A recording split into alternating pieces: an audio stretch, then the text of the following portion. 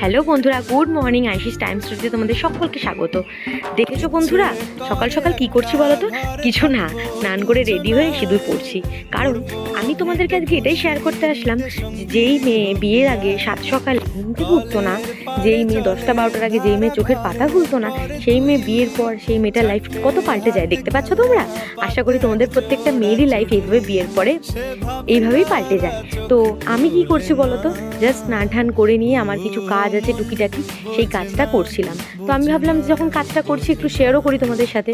আসলে আমার মা ভাবতেই পারে না যে আমার মায়ের মেয়ে এতটা পাল্টে যাবে বিয়ের পরে, যে নিজে হাতে গোটা বাড়িতে একা সংসার সামলায়। আমার কিন্তু শ্বশুর শাশুড়ি কেউই নেই, আমাকেই গোটাটা সামলাইতে হয় একা।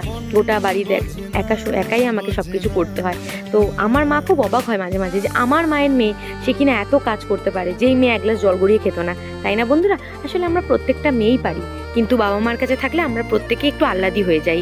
শ্বশুরবাড়িতে তো সেটা হয় না। তো যাই হোক, এরকম মিনি ব্লগ দেখার হলে আমার চ্যানেলটাকে সাবস্ক্রাইব করে দিও। বাই।